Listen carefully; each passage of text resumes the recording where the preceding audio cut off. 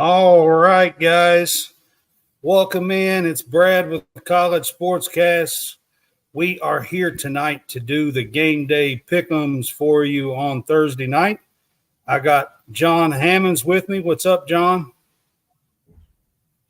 And I've got Taylor Bell from the Hopeless Sportsmatic podcast. What's up, Taylor? Yeah, doing all right. So we had a big week last week of games loaded up. Not quite as big this week.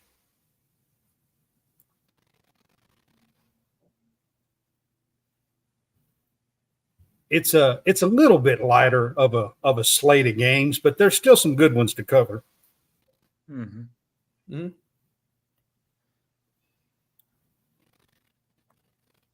All right, guys. I'm going to try to play.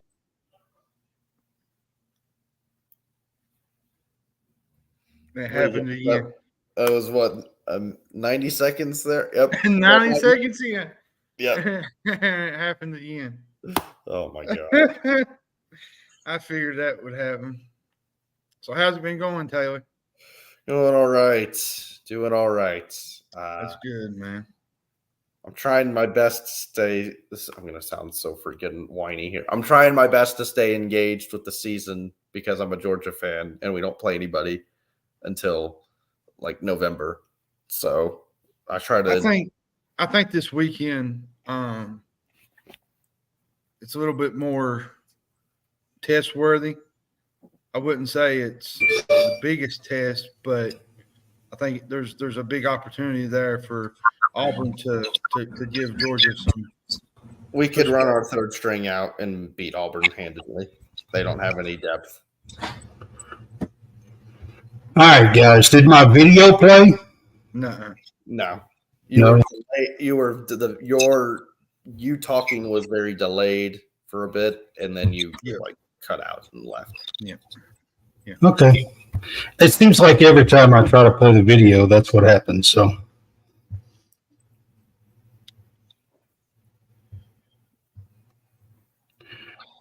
All right. I'm just trying to make sure that I've got everything up on the screen here like it's supposed to. All right. So we are College Game Day, and we're here to do our Game Day pick'ems. I've got the guys with me. So we are presented by the Fanboys, and Pepsi is a sponsor. So, and the rest of it should be scrolling along the screen. So we'll get started. Our pick'ems last week, Hammonds went 8-4. Good week, Hammonds. Nice. Hammonds went 8-4. I was 6-6, and Taylor was 5-7 last week. So nice week for Hammonds. Overall, it should be coming up down there. I've got the overall stuff. But our first, can we not show that? Can we only talk about this week, please? So Hammonds is actually one game up on me on the overall. And Taylor, we had to cut a week out where it was all messing up, and then you was out one. Yeah, that's why yours is not up there. But all right, so there's the totals. Like I said, Hammonds is up one game on me, 25-21 to 24-22. But it's pretty close so far this year. So far, kind of back and forth. I was up last week. He's up this week. But it's fun to do. So we'll get started. Our first game that we're going to do is a Friday night game. And it is Utah at Oregon State. And this morning, it was a 3.5-point spread for Oregon State. I believe I seen it may have went up today. I'm not sure. Maybe 4 or 4.5 now. But we'll still go with 3.5 when I put it in. Anyway, so Hammonds, I'll start with you on this game. What do you think about this one? Without Rising, I think, Utah's two-dimensional offensively, and I think they won't change much with their quarterback Johnson under center. But they do got a really good defense. I expect Oregon State to slow this game down by running a little bit, open up the passing game for DJU. The time of possession factor. If Oregon State can get ahead by a couple scores, I think they win this game, because without Cam Rising, Utah does not have the offensively to make a comeback, I don't think. Because the last couple of weeks they've had to really grind it out. They grinded it out with UCLA last week, and I just don't think, with their offense the way it is, they can afford to get behind very quick. And this is a tough game to play. This is in Corvallis, and I'm gonna put my bet on the Beavers to cover the spread Friday night, the 3.5. I think they win this game.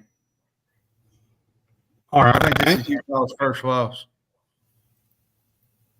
All right. Taylor, what do you think? So Rising obviously kind of changes things up a good bit. I think we've actually seen a bit of a resurgence with DJ Alphabet so far in this season.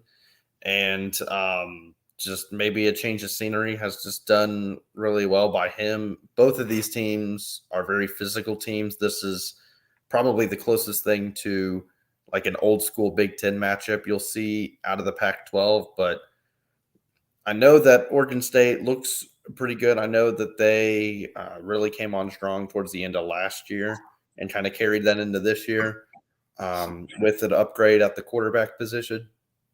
But I think this is kind of a situation where you have a veteran Utah team that knows how to win, knows how to play in these type of games, that really can dictate like this game. You have two undefeated teams here. This has Pac-12 championship game implications on it. So this is definitely a big game. And I think Utah is the team that ends up playing like that. So I think they'll actually win this game outright, not just cover the spread.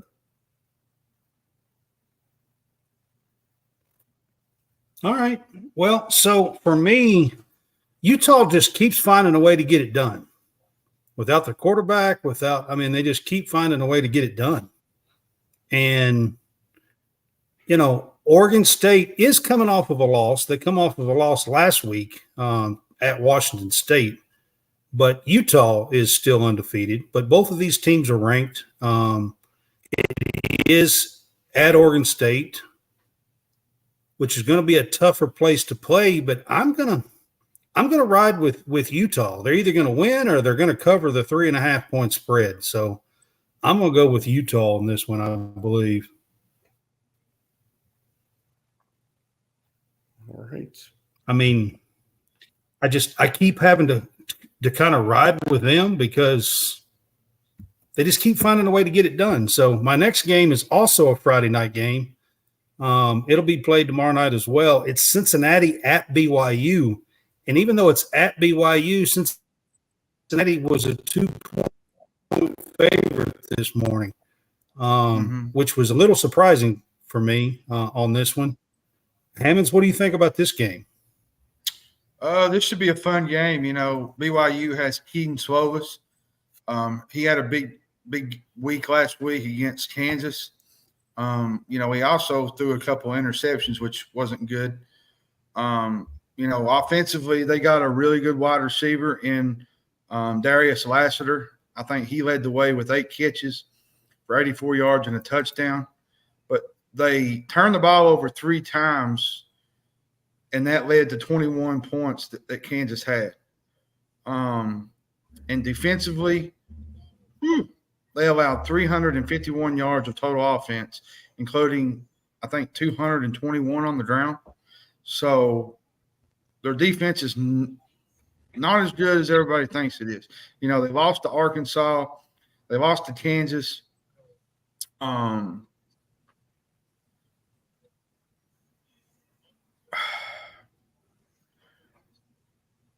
think I'm going to take the upset Friday night. Cincinnati. I like Emory Jones to use this RPO style offense. I think they'll hit a bunch of big plays. And I think they win the battle of the trenches this weekend or this Friday night. I think they pick up the mild upset win on the road this weekend. I'm going to take Cincinnati in the 2.5. I just don't. I don't trust Utah BYU right now. I just don't. You know, I get they won against Arkansas, but they also you can't have 3 turnovers and give 21 points to Kansas and expect to win a football game. It's not going to work, especially in conference play. I got you. That's a good one. Good call. What do you say, Taylor, on this game? Well, if we're going off of the incredibly accurate transitive property, the common opponent here is Arkansas, and BYU won against Arkansas, and Cincinnati did not. So obviously, like, football doesn't work like that. I've seen Emory Jones for years in Florida. I also have seen Keaton Slovis a good bit. That's a huge advantage for BYU. I really liked what the pass rush was able to do against Arkansas and be able to create some turnovers. I think that BYU will be able to do a similar kind of thing against Cincinnati. And I just, even what we saw at Louisville from Scott Satterfield, I don't really understand why Cincinnati really honed in on that hire as well. It didn't really make a lot of sense to me given his resume or lack thereof. So, but they've done fairly decent to start the seasons. I mean, which is a little surprising to me, to be honest. Cincinnati has. Yeah, but I'm going to go with BYU to win this game on Friday night. Yeah, Taylor, I'm going to be honest with you. I'm with you on this. I really was kind of surprised that Cincinnati was a 2.5 favorite at BYU. That's a tough place to play. Altitude, I mean, everything there. That is a tough place to go into and get wins. It's to me, if you're looking, Slovis is probably a better quarterback than Emory Jones. I mean, but he's not. But he don't have the legs that Emory Jones has got. The maneuvering around the pocket that he has, and yeah, I mean, I get it. I know, and Cincinnati is using that. So, but I'm going to go BYU. I'm with Taylor on this one. I'm going to go BYU. Man, y'all are just cutting my cords tonight, man. Like, I honestly was pretty surprised at the line when I looked at this. So, our next games are all Saturday. I have saved one of the first games for last, and I did that because it's a Kentucky game, and we haven't covered Kentucky at all this year yet. So, but on Saturday, the first one that we're going to do, I've got USC at Colorado, and on DraftKings today, it was a 21.5 favorite USC. Hammonds, what do you think about this game? Let Taylor go first. All right. Oh, I can go. Never mind. I think Caleb Williams is going to dissect this Buffalo's defense at every single level. Colorado has put up, well, the opponents have put up 35 points at least already. And none of those offenses are as good as USC's. However, USC's defense is not real good either. And I don't think they're going to stop Colorado either. I think they'll move the ball consistently. Now, Arizona State and San Jose State, they put up 28 on USC. And I think Colorado is capable of doing that and much more, especially in Boulder. I think they have enough to keep this within 21 points. But I also think that USC is just too much, with Caleb Williams. I don't – all the stars are going to be there. I'm hearing LeBron James is going to be there, Jay-Z. Good grief. Pop, lock, and drop it. That kind of thing. Come on.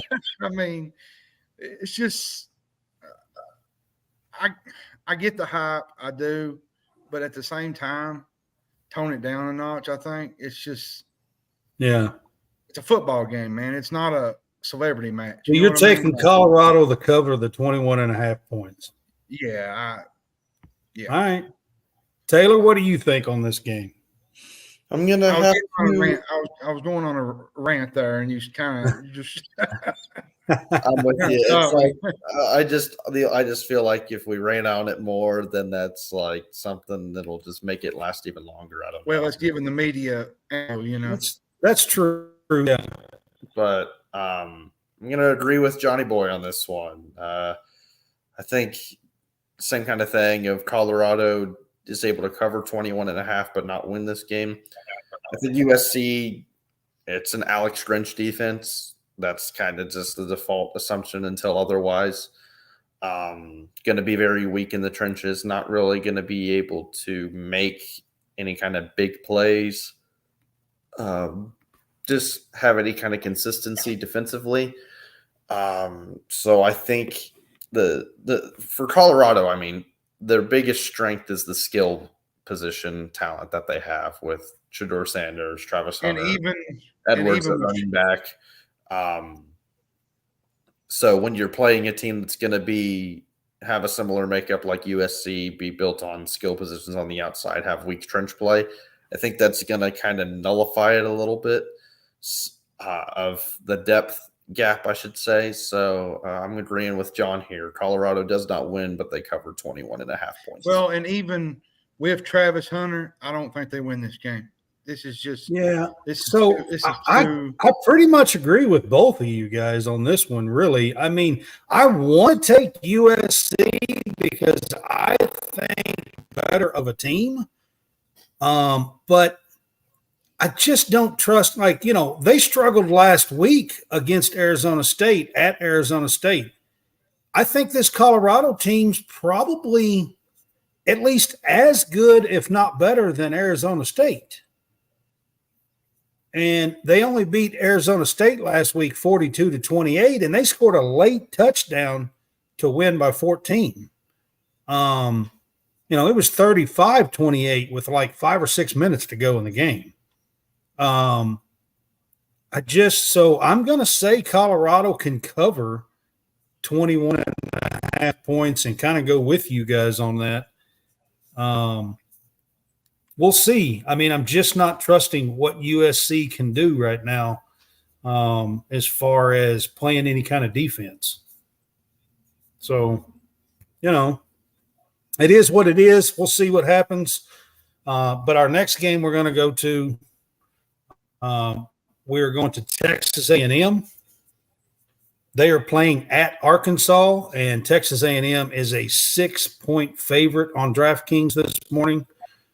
Hammonds, what do you think Texas A&M is going to be without Wigman, Connor Wigman? He is apparently out for the season now. They said day-to-day to start with, and now they say out for the season, so they're going to be starting Max Johnson. So what do you think?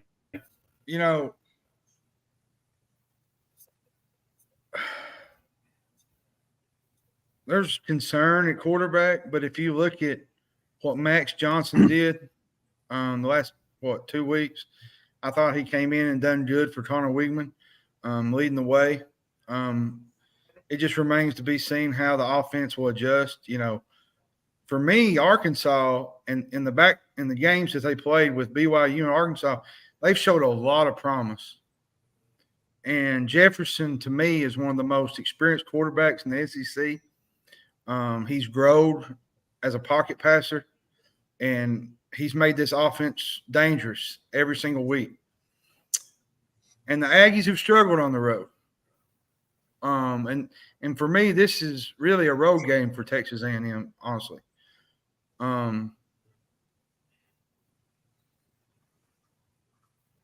Give me the Arkansas on the 6.5. I think experience will be the difference in this one. I think the fact that they got KJ Jefferson and Texas A&M does not have Connor Wigman, I think that plays a big role in this. I don't know his name, but that freshman tight end that he was throwing to last week at the end of that LSU game, he was impressive. Yeah. And I didn't catch his name. This Arkansas team might be 2-2. Number 9. But they're still a really good 2. They might be one of the best 2-2 teams in the country. I don't know if y'all As watched far it or as not, but I was watching the talent. LSU Arkansas game. That number 9, he's a freshman tight end, and I didn't catch his name, but he was impressive. Yep. All right, Taylor, what do you got on this one? I think the Aggies are able to win by multiple scores. This is a neutral site game in Jerry World. It is. I got it wrong there. It is a neutral site game. You're right. So with Max Johnson at quarterback, that obviously changes a little bit what the Aggies are going to do. But the Arkansas offensive line is their biggest weak point offensively, and the biggest strength for A&M defensively is their pass rush and their trench play. That does not mix very well. I know that KJ Jefferson obviously is incredibly talented. He's one of the better SEC quarterbacks, but it is a down year for quarterback play.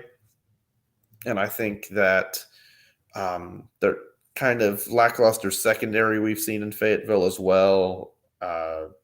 I think Muhammad and Evan Stewart are able to really do some damage in this game in a dome setting. So I think Texas A&M actually wins this game pretty handily. I like to add to this. What's going to be interesting on the game is Arkansas's front four and the pressure that they put on Max Johnson. Arkansas has a really good front four.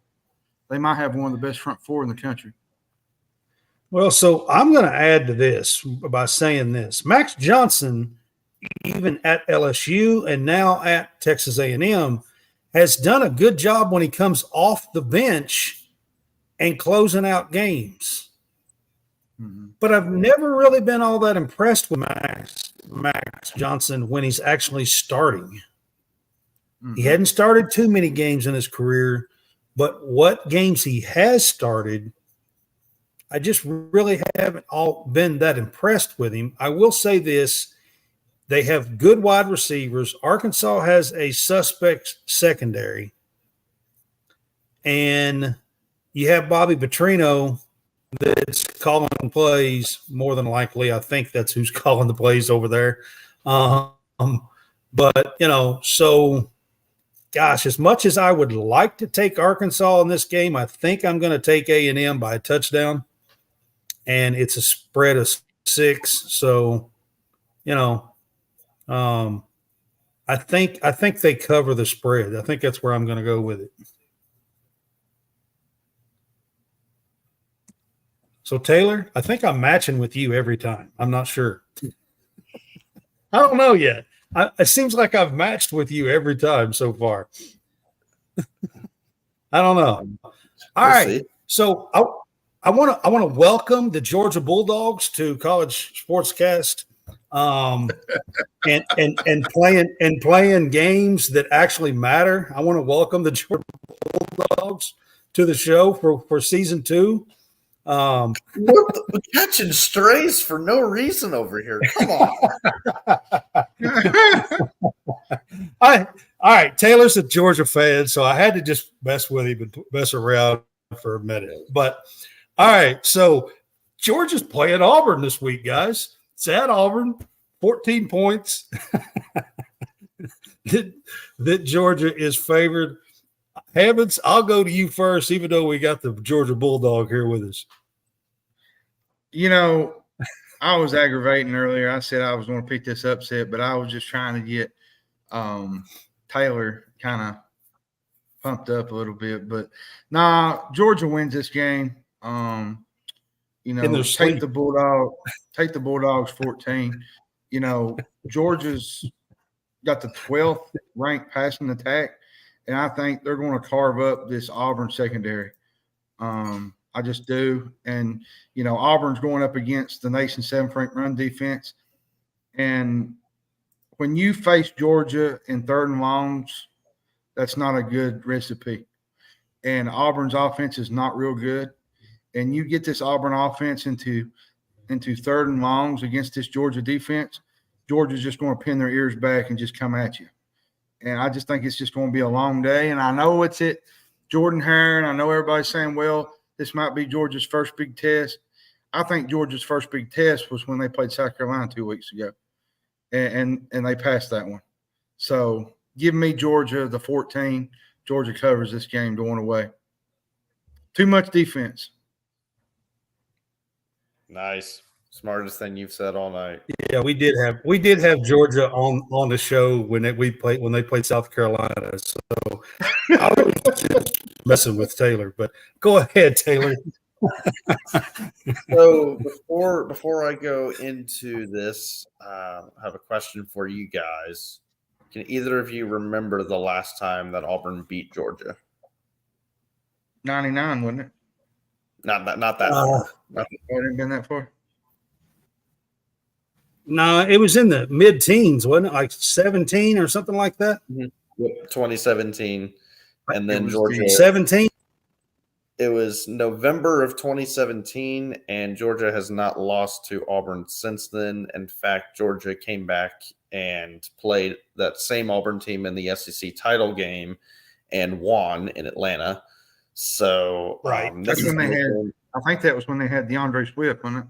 That was his freshman year. Yeah, that was the Chubb Swift Michelle combo that went to the national title game.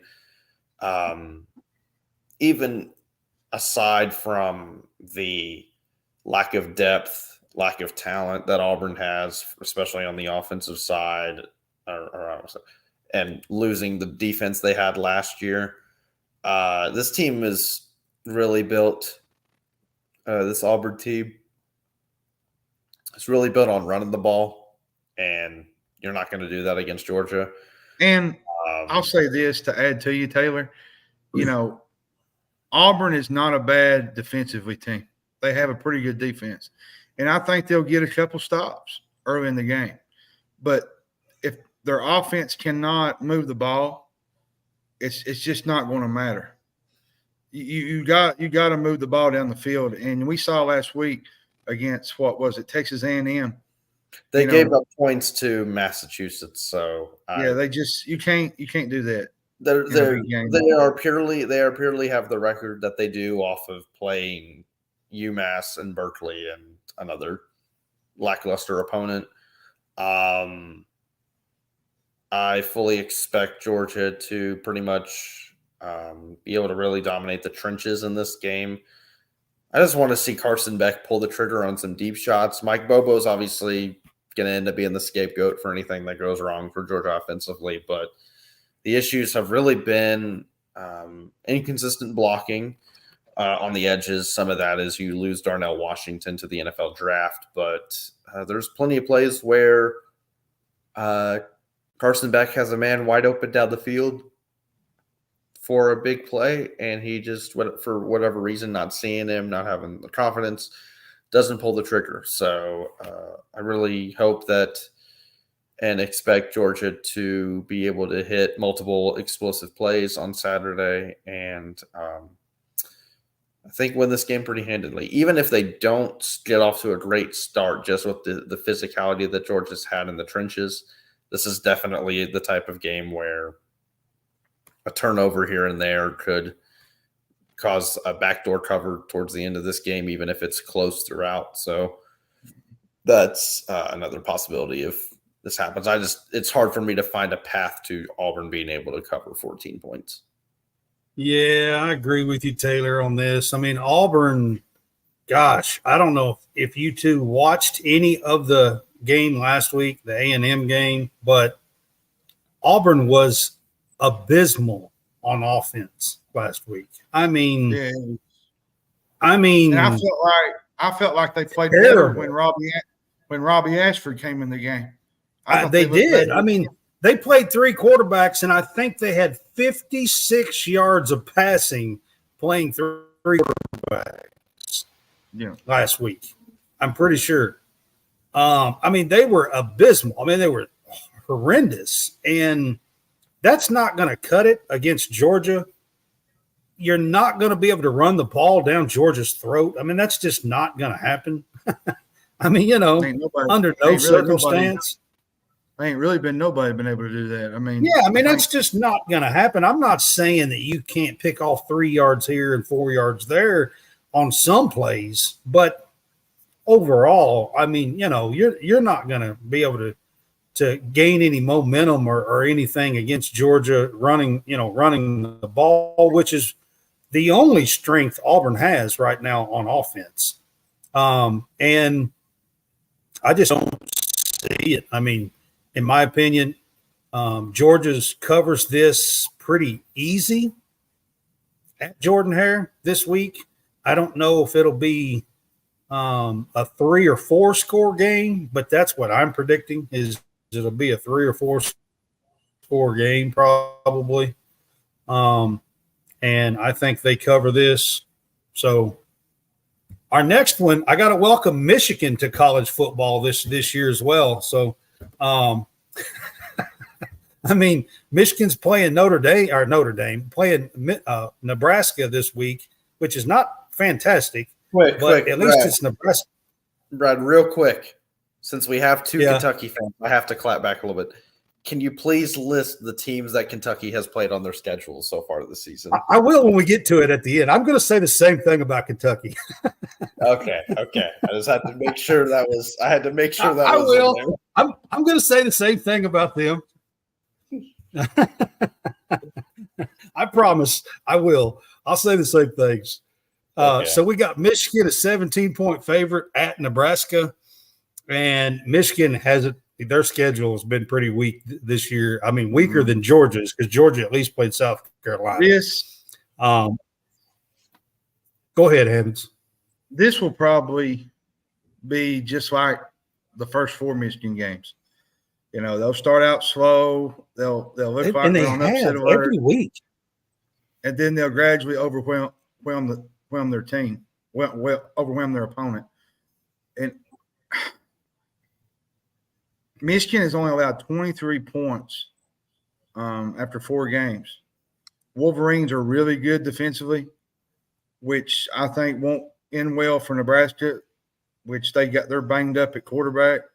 Nebraska's not going to be able to run the ball on Michigan like they want.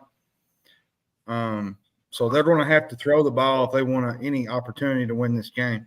And I just don't think that'll happen. And I just don't think Nebraska will even hit double digits against Michigan. When this game is over, I expect Michigan to win. I think the Rutgers team that played them last week is probably better. I wouldn't disagree. I think Michigan wins this game I think Michigan covers the 17. I get it. It's at Nebraska, but Nebraska has issues at quarterback, like some very, very big issues. And that's not going to bode well against Michigan, especially defensively. All right. Taylor, what do you got on this game? I think we see the absolute epitome of a Nebraska game. I think they lose but cover the 17-point spread. I think they keep this close throughout. I think this is very much a back-and-forth game. But when it comes down to it, the team that's won the Big Ten the last 2 years ends up being the one that maybe we see J.J. McCarthy struggle in the first half. I mean, he's had a really rough year so far, at least statistically and with the turnovers. But I think Jeff Sims has a knack of turning the ball over just a little bit more than him. So yeah, he's not a real good quarterback. I think we end up seeing Michigan kind of squeak this one out a little bit. Okay. I mean, I'm going to agree with John on this one. I just don't know if this Nebraska team, even though it's in Nebraska, I just don't know if they're ready to keep this within 17 points yet. This Michigan team really good, but J.J. McCarthy has struggled this year so far. I will say that. But Nebraska's offense, to me, is atrocious. And if you can't move the ball on teams like Northern Illinois and teams that you played, like the other teams that you're not going to move the ball on Michigan. It's just, it's. Yeah, so I'm going to pick Michigan to cover the 17 points. So we'll see what happens, but I'm going to disagree with Taylor. That might be the first time all night. I'm not sure. That might be the first time all night. I don't know. Maybe. All right. So I'm going to move on to the next game. So our next one is Kansas at Texas. These are both ranked teams. Kansas has moved into the bottom of the AP poll this week. They're both undefeated teams, and Texas is a 16.5-point favorite at home. What do you think on this, John? Texas, to me, they're a well-balanced team. Their defense has been absolutely outstanding.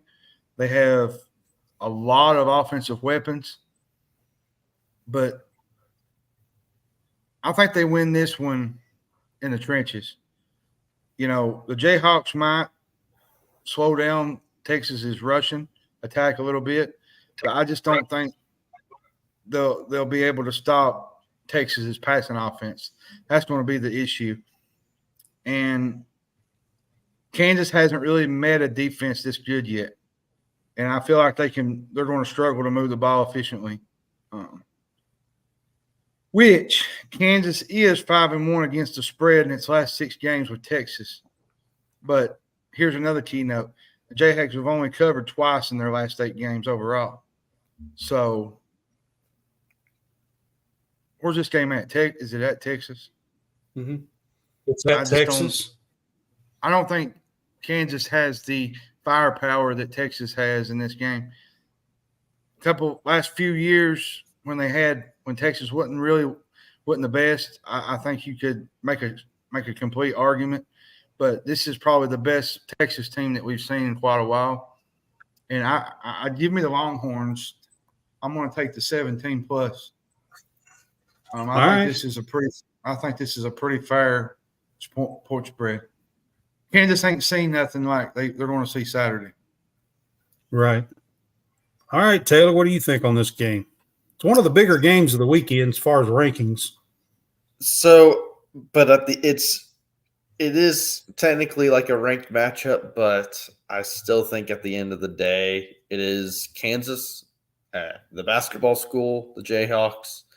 And because of that, I'm actually going to say that I don't think Texas covers the spread, because this has definitely been a team in Texas that they are going to show up for the big games, and then they are going to let you down for the ones that aren't as big.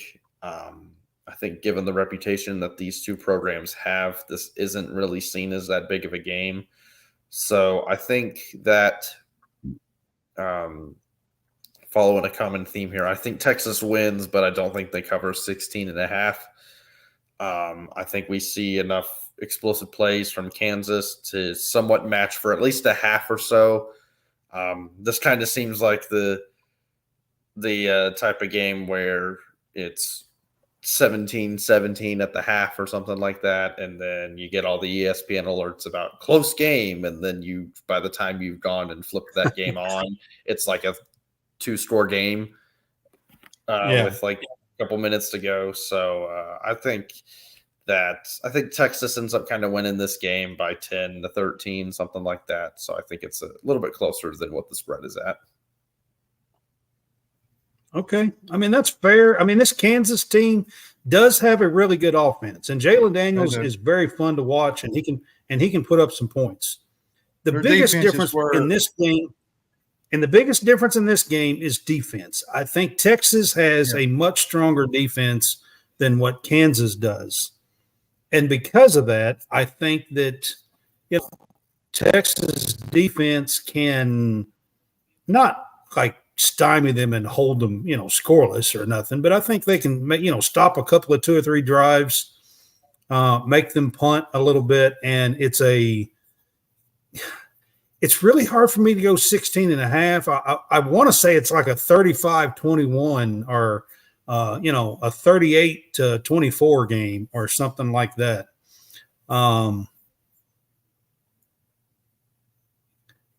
Gosh, I don't know, man. I want to say they cover this, but at the same time, I think it's a 2-score game. I really do.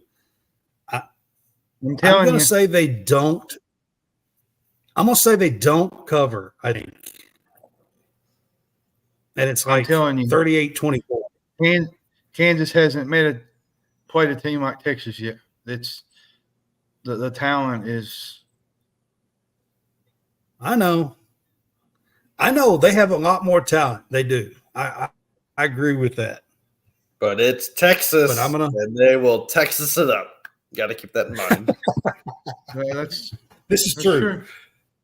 All right. So our next game, we're going to the SEC. We got LSU at Ole Miss, and LSU is favored 2.5 points this morning on DraftKings.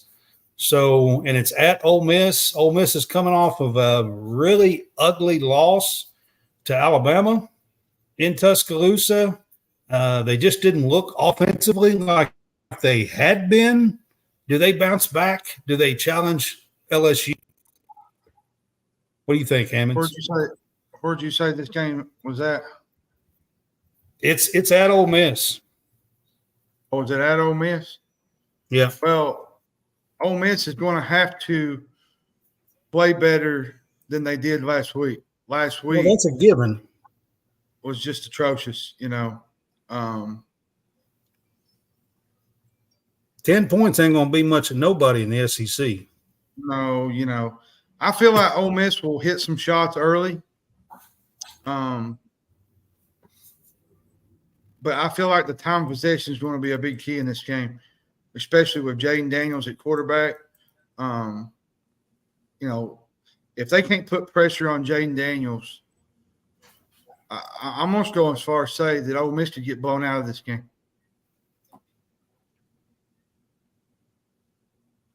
Because LSU has got some really good wide receivers.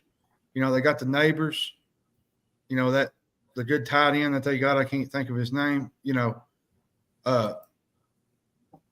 Mason Taylor? Yeah, that's it. Yeah. I feel like it's all about Ole Miss's offense. When they're moving the ball and they're moving the chains, they're one of the best teams in the country. But when they do like they did last week, where they just can't make plays and they're stalling out. Dart had been playing great up until last week. They're just not a good football team. And they can't afford to do that again this week, because if they do, LSU will blow them out. Because LSU has a better offense, I think, than Alabama does. Statistically. Yeah. So they got better quarterback play so far. Better quarterback play right now. So yeah. I got LSU covering the 2.5. All right. I think I'm gonna I'm agreeing with John on this one. But more from the side of, I think, with what LSU has to work with Harold Perkins, with guys like Mason Smith, I think the running attack for Ole Miss is going to really struggle in this game, and that's kind of what this offense is built around. I think you see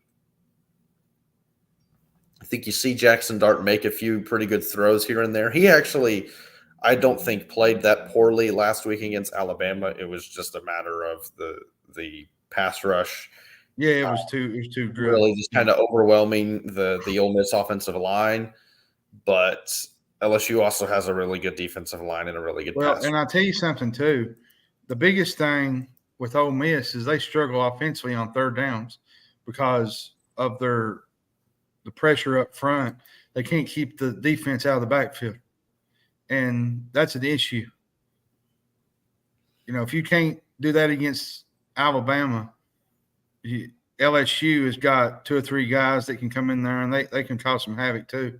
So I don't see where Ole Miss can win this game, to me. Yeah, I think we are about due for a Harold Perkins breakout game. So I'm going to say that's kind of what happens this weekend. So I'm going LSU. It's on the edge. I'm going to tell you where I think we're due for a breakout game. Quinshon Judkins, where in the hell have you been this year, boy? I mean, seriously, I don't understand. Like, I thought he was going to be after last year and, the great season, plus 1,000 yards as a freshman, first been done in years and years. And I really thought we were going to see a breakout year from Judkins this year. And we're 4 games in, and he's barely averaging 50, 60 yards a game. I'm not even sure if he's averaging above 50, to be honest with you. It's 50, 55 yards a game. And if Ole Miss is going to win this game, Judkins has got to come unglued.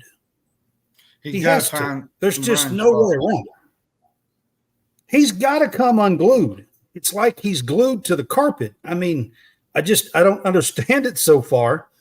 And I know they got Mason Smith. I know they got Harold Perkins. I know they got a great 7 basically. But a great running back has to find some space and, well, if your break some offensive line, if your offensive line's getting overwhelmed, there ain't nothing you can do.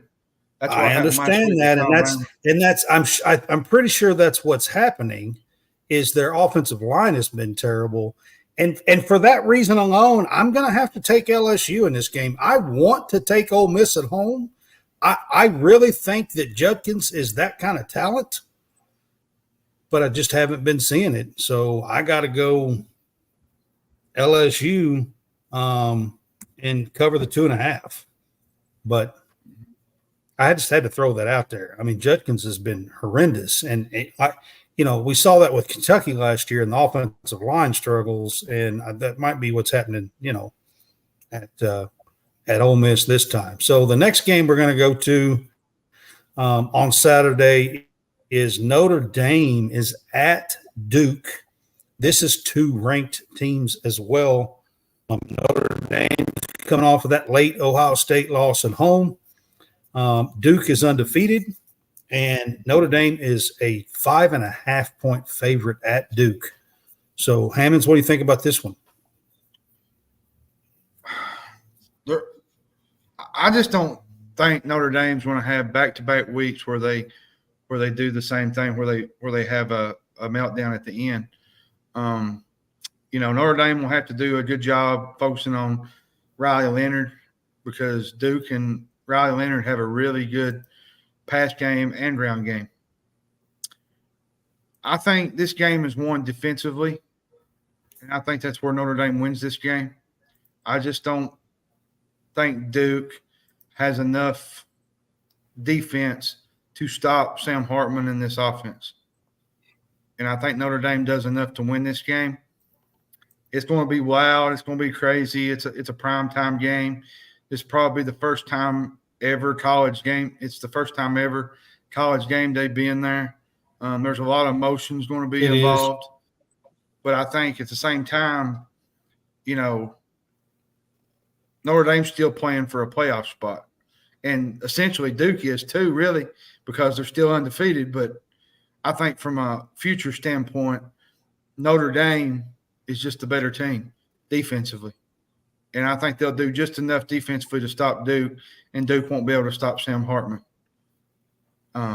Give me Notre Dame the 5.5, because Riley Leonard's going to make plays. Right. It's not what I'm saying. I'm just saying Notre Dame will get key stops when they need them, and that's what's going to win this game. All right, Taylor, what do you think on this game? This one. I've been going back and forth on this one this week, so I'm not real sure. What do you think?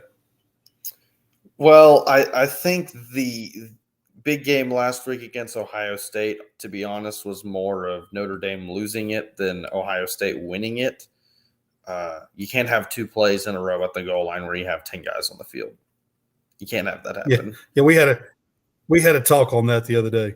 Yeah. So because of that, I think some of those mental mistakes kind of go away a little bit with Notre Dame. I'm still waiting. It's honestly kind of frustrating just from a fan perspective, not of either team in this game, but You bring in there was a huge deal made out of bringing in Sam Hartman to be this big hotshot quarterback, and they're running still a very run heavy, very conservative offense so far from what I've seen. So I'm just kind of sitting there like, cut it loose, throw the ball down the field a little bit. I think he'll have enough offense to beat Duke though. But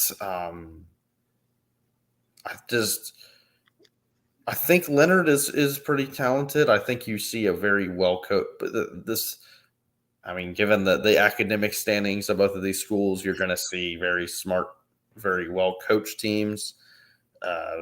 Defensively, both teams are very sound. It's just a matter of which team can be more aggressive. I think just with the depth and I think some of the new talent in the receiving room for Notre Dame, I think they're able to win this game by probably about 10 points or so. So I think they cover the 5.5. Okay. I mean, I kind of agree with you guys on this, but I will say this about Riley Leonard and Duke and Mike Elko there. They will put some points on the board. Riley is really, really a good quarterback, and Elko runs a great-looking offense.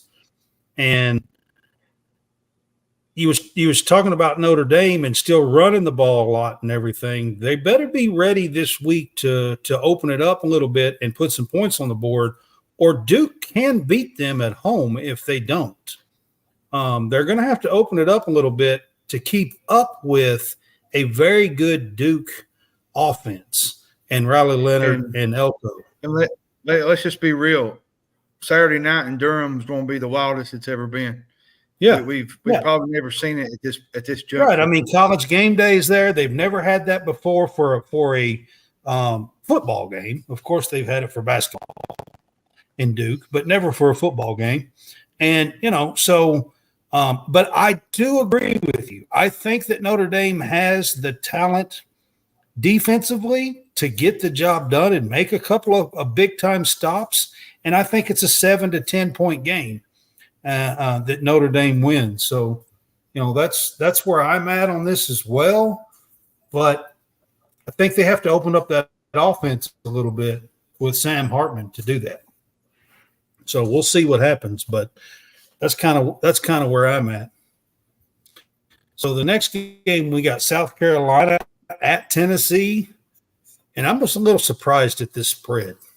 Tennessee's a 12.5 point favorite. Hammonds, do you think that spread's a little big? I thought it was. I was a little surprised by it. I am a little bit, but I can see where they're going at. In the past, Tennessee has dominated this series. But I will say this: Spencer Rattler might be playing the best football that I've seen him play in quite a while. He had 438 yards last year and 6 touchdowns over Tennessee. And that's basically carried over to this year. He's been terrific. And even the interceptions have slowed down. He made that one throw at Georgia, but a lot of that was on the receiver because he didn't come back to the ball. Well, he was 18 to 28 last week. He's hitting 74% of his throws. But here's the issue. South Carolina's defense is having problems. And I think that's where Tennessee wins this game. I'm not sold on Tennessee having a great defense. The defensive front, to me, for South Carolina's not getting in the backfield. The offensive line is allowing too many plays. The offense has been great for South Carolina. Don't get me wrong. They're averaging 463 yards. That's Tennessee. I'm sorry. Tennessee's averaging 463 yards and 35 points per game. They've held everybody down except Florida.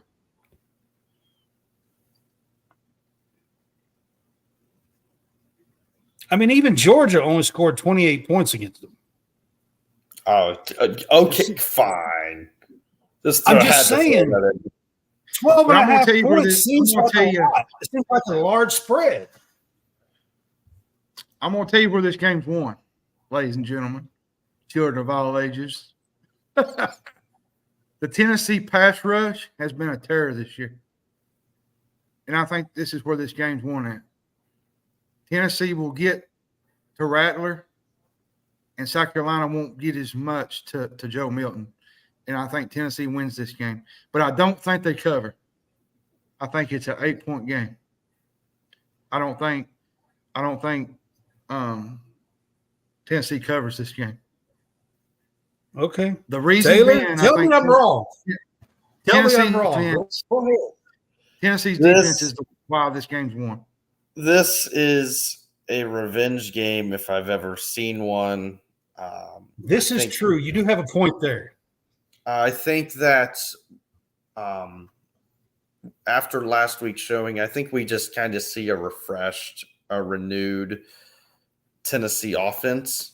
And John alluded to the pass rush of Tennessee causing a lot of problems. This is also a South Carolina offensive line that gave up 7 sacks to well, you North got to Carolina. remember That Tennessee's defense is third in the nation in sacks and tackles for loss, and that doesn't bode well for South Carolina's offensive line. Yeah, so that's what I was in a prime time game with black jersey night, with the crowd going crazy. It's going to be difficult. So with the better than that damn orange. Yeah. But with that kind of the inconsistent O-line play we've seen from South Carolina and the pass rush from Tennessee, along with the explosive playability we all know about with that Tennessee offense, I think Spencer Rattler is only able to do so much to try to keep them in this game for so long, and I think Tennessee is able to pull away late and cover the spread. You make some good points. So maybe, it is a revenge game. South Carolina's offensive line has been terrible, but despite that, has been really good. Even though he's running for his life and getting killed in some of these games, he still has been really good. He's been good. And South Carolina has still been able to put up points. Now, 38. They only put up 17. They only put 17 up against North Carolina, and they only put 14 up against Georgia. So 17 and 14 is not going to get it done. And if that's what they put up, then Tennessee probably covers. The biggest misconstrued there is they put 30 up against Mississippi State. That had a lot to do with their yardage and stuff, I thought. Yeah. So if they're in that 14 to 17 point range with Tennessee, then Tennessee probably covers this.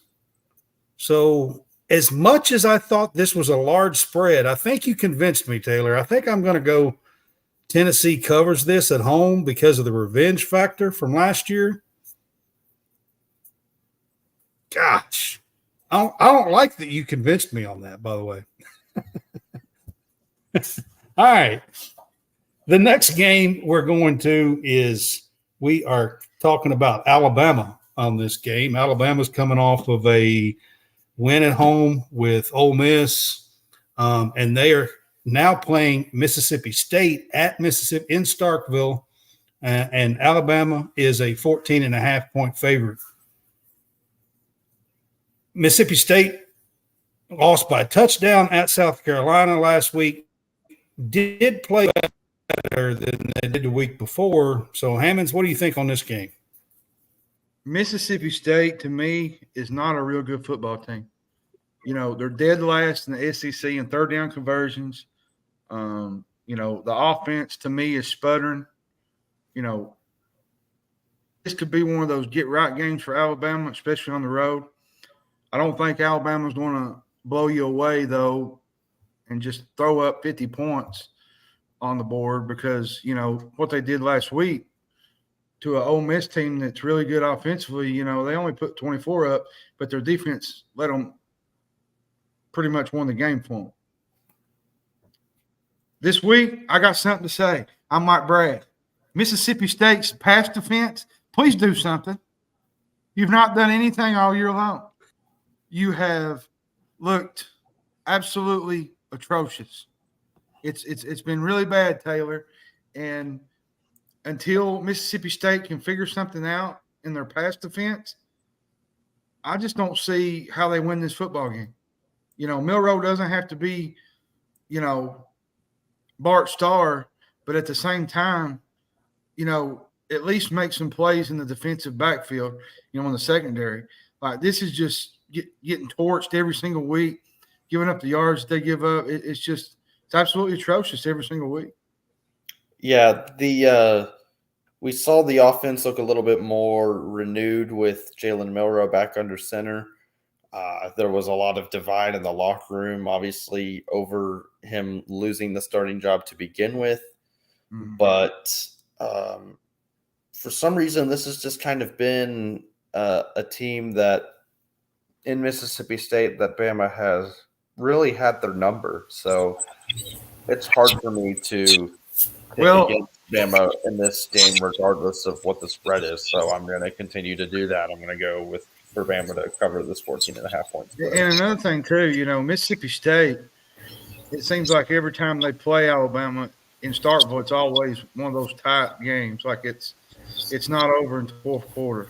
So that's another thing to look out for. But like I said, Mississippi State pass defense, please do something this week. Make a play. All right. I mean, it's just been awful all year long, and it's put the offense of Mississippi State in bad positions. And then we lost Brad again. What you got for the last game there? Was that the last game? Florida, UK is the last game. Man, you want to get me to okay.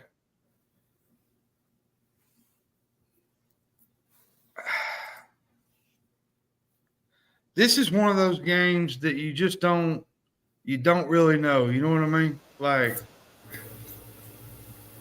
you want to pick Kentucky, and then you think, well, I'm going to pick Florida, or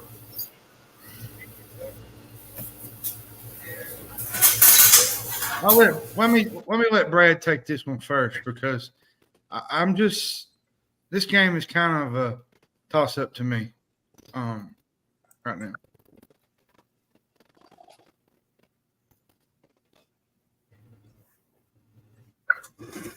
All right. If you can hear me, am I on? Yeah, you're on. Can you hear me? You're here. You're here. Okay. All right. I wasn't sure if you could hear me yet or not. All right. So, Kentucky and Florida. Welcome Kentucky to the show. This time as well. Kentucky's a lost him again. Let's just do this. Florida has a really good defense. I think they're only I'm not sure, I think they're number 5 and giving up on the run. Kentucky, I think, is in the top 20. I think whichever quarterback decides to make a play in the air is going to win this football game. I think there'll be a defensive score in this game. I think somebody's going to make a defensive score. But at the end of the day, my heart says Kentucky, but I feel like Florida wins this game until Devin Leary can prove to me that he can make the plays that he needs to make. I don't see them winning this football game. I hope Kentucky wins. I'm a diehard UK fan, but I got to be real and be realistic about it. This is probably one of the biggest games of the year, in my opinion, for Kentucky, because if Kentucky can go into this game and win this game, they're 5-0 going to Georgia. And there's just a possibility that, GameDay will be in Georgia. That's another possibility. So I think this is a game that Kentucky needs to win for them to gain notoriety. I think it's one of those games where Kentucky could be back on the map a little bit, so to speak, in the media. Like everybody's kind of falling off on them because they haven't played really well in the first 4 games. And this is just how Stoops is. Stoops does this every single year. He does, he gets these opponents and he just kind of plays it conservative. And then when you see him against SEC play, it's a little bit different, and Kentucky opens it up a lot more. So I'm picking Kentucky in this game, or Florida in this game, but I do think Kentucky covers the spread. So not sure where Brad went. I think Brad left us again. There he is. I'm trying to get back on if you can hear me. Yeah, I'm back. I picked Florida. As much as I want to pick Kentucky, until they show me that did it kick Taylor off as well? Yeah. It did? Yeah. Until Kentucky proves to me that they can win through the air, okay, it's a home game. I have been high on Kentucky with this game all year. I am not going to change. It's a 1.5 point spread this morning. If Kentucky's going to win, that should be an easy spread to cover. I just SEC Nation and all their bells and whistles is going to be there this Saturday morning early, bright and early. I don't like that this is a noon game. It's way different. This should be a night game, to be quite honest with you, but I'm picking Kentucky. I think it's going to be a close game. All of these games has been close, within 10 points, one way or another. My thing is with Kentucky is they're going to have Florida's defense. That's what I was telling Taylor. Florida's defense is really, really good, and they're not going to get what they got against Vanderbilt. They're going to have to make plays. No, they are. Florida's front four and linebackers defense are probably the fastest they've been in a couple of years. Now, their secondary is not the best. If Kentucky can hit some big plays through the air, they got a shot to get some deep throws. But Kentucky's going to have a hard time for me running the ball Saturday. They're going to have to do little screen throws. They're going to have to do little slants.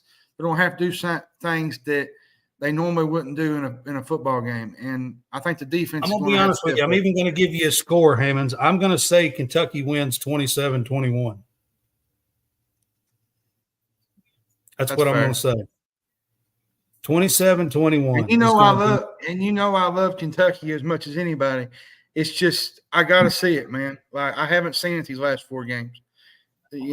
Well, Kentucky's got to step up. They're going to have to run the ball better, and their defense is going to have to be ready for 2 really, really good backs. They have Montreal Johnson. Yeah. And Johnson is going to be. They have 2 really good backs. If I'm guessing, and Graham Works is a decent game manager. He's not gonna overwhelm you with a bunch of stuff, but with those backs, Florida's going to be capable of putting up 30 points, and if they put up 30, we probably won't win. We're going to have to keep them to 22, I'm going to 23 or below. I'm going to tell you where I think this game's going to be won at. Kentucky, I don't know what they're going to do, but I said it yesterday. Brad White's probably going to put 8 in a box, and he's going to dare Mertz to beat him. That's what I'm guessing. He's going to put 7 and 8 in the box every play. That's what I'm going to guess that he's going to do, and he's going to try to make Mertz beat him with his arm. And I don't think Mertz can do it. Yeah, I don't either. And our receivers and our and Leary's arm, I think, can outduel Florida's defensive backs as long as we man up. Now, next week, that's a different story. As long as we man up and control the run, and don't give up big chunk plays in the run game, then I think we'll be okay. And I think Kentucky wins this. I think it's within 7-8 points. I said 27-21. And I feel so like go Big Blue. Like I see Jerry Carter there. That's got go like Big this, Blue. though, Clyde Harris. A win like this, though, going to Georgia would most likely bring game day to Georgia, because you're going to have 2 undefeated teams possibly. It probably would. If we can win this, game day might come to Georgia. If they don't, SEC Nation will for sure. Oh, for sure. Yeah. So yeah. I feel like this is absolutely SEC Nation. Kentucky needs. Kentucky needs this game because of who they got coming up. Yeah. And it'll keep us in the hunt for the East. I think Kentucky has climbed this mountain already. For 3 of the last 5 games, if they can win this one before the last 6. This is the next step. This is the bigger step, because the SEC is up for grabs this year. It is, absolutely. I think there is some signs that there is, it's kind of for the taking, minus what Georgia's done so far. So, but C is as strong from at the top as it has been. Yeah. So, that's where I'm at. I'm not going to go against them this week. I think Kentucky wins 27-21. I want to go back. I got cut out there. So the Alabama, I don't know what you guys picked on it, but I think I'm going to take as much as I think Alabama is improving, and they showed a lot better last week. There's something about this game in Starkville that tells me I should take Mississippi State at home to cover the spread. I think possibly they do, but Mississippi State's defense is not good at all. I don't know why the Michigan-Nebraska game's up there. I didn't click that. It's probably telling us it's time Alabama. To put it up tonight. Yeah, I don't know. I clicked that. There it is, Alabama. There it is. I don't know why I clicked that one, but all right. So then we're going to do the upset picks. We have not been getting upset picks right, so we're going to continue to do this until we try to get one right. I got real close last week, lost mine in the Notre Dame game, the last play of the game. So who do you think is going to who are you picking for an upset pick of the week, basically? My upset pick of the week, I'm going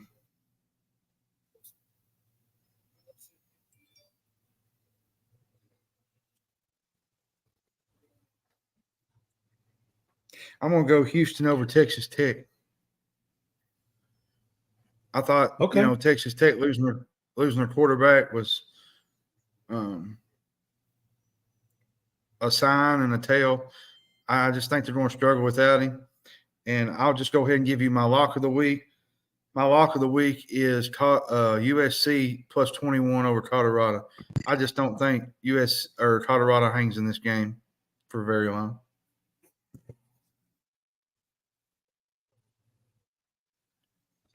Okay, well, so my upset pick of the week is a game that's being played tomorrow night.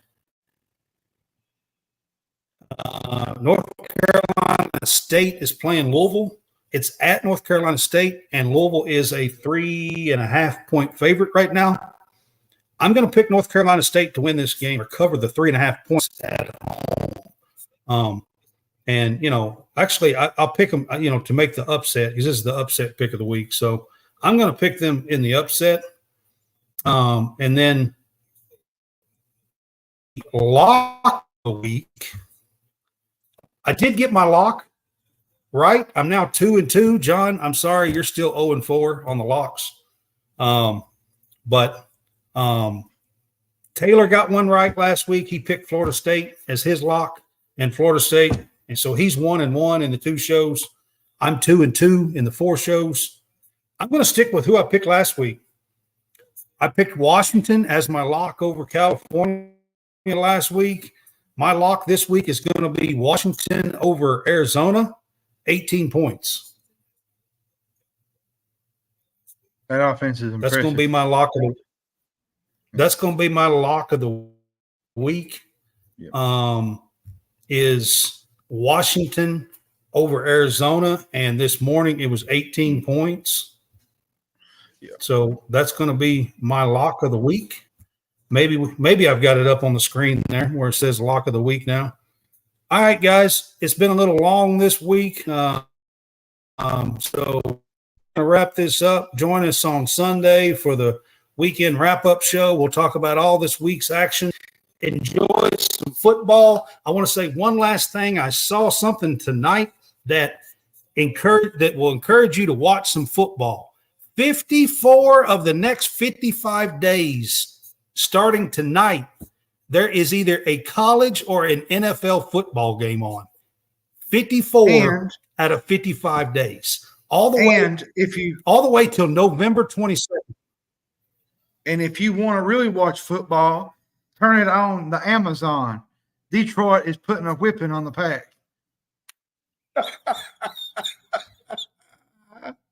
Oh, good one, John. Good one.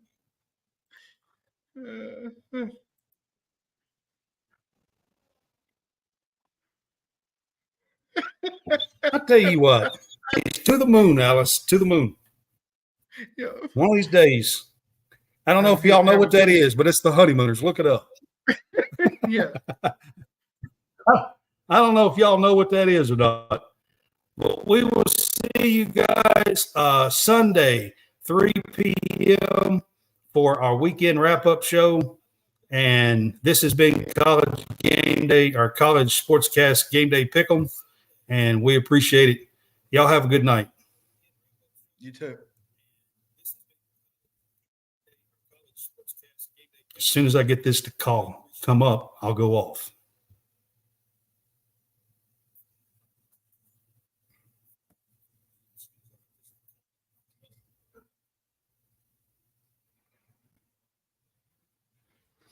All right, guys. This thing's wanting